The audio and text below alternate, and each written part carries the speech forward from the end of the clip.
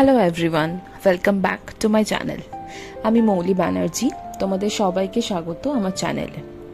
And বড়দের জানাই নববর্ষের প্রণাম, ছোটদের অনেক অনেক ভালোবাসা। তো চলো ব্লগটা এবার স্টার্ট করি। ভিডিও শুরুটা দেখেই বুঝতে পারছো যে এটা একটা ট্রাভেল ব্লগ হতে চলেছে। হ্যাঁ, গেছিলাম কোথাও একটা। কোথায় বলো তো?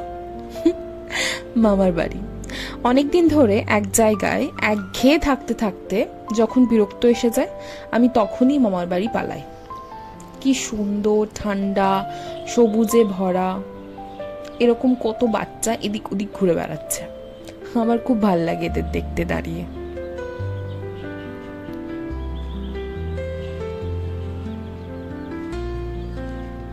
আর এটা হলো আমাদের বাড়ির পেছনের দিকের দালানটা। একসময় প্রচুর গাছ ছিল, এখন আর সেরকম যত্ন করার মানুষও নেই, গাছও নেই।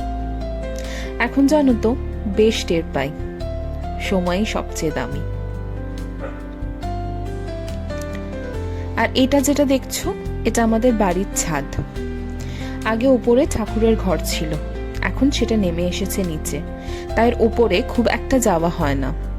ভিডিও করতে করতে হঠাৎই সাদা পায়রাটা চোখে পড়েছিল, খুব সুন্দর দেখতে লাগছিল। আর ইনি তো সারা পাড়া ঘুরে বেড়ান। এটা আমাদের পাড়ার দুর্গা দালান। যতই দেশপ্রিয় পার্ক আর শ্রীভূমি ঘুরি না কেন, এখানে না আসলে আমার মন ভরে না। তাই ঘোরার হলে ষষ্ঠীর আগে সব ঘুরে পুজোর এই 5টা দিন আমি এখানেই কাটাই।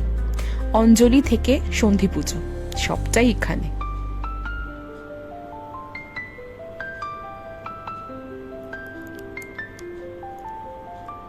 আরো দুজন আছে যাদের জন্য ছুটে ছুটে আসা। তারা হলো আমাদের বাড়ির গোপীনাথ আর রাধারানী। সেদিন পয়লা বৈশাখ ছিল, সুন্দর করে সেজে গুজে বসেছিলেন তারা।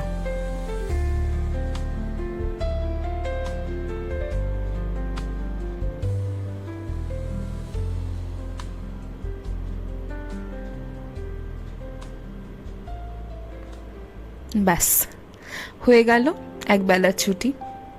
সন্ধে নেমে আসছে, তাই এখন বাড়ি ফেরার পালা। বাই দ্য ওয়ে, ঘুরতে ঘুরতে এই গাছটা চোখে পড়েছিল, নাম কি জানি না, তোমরা জানলে জানিও আমায়। আর আমার এই ভিডিওটা ভালো লাগলে একটা লাইক আর একটা কমেন্ট করে যেও। চ্যানেলটাকেও প্লিজ সাবস্ক্রাইব করে দিও। আজ আসি, টাটা।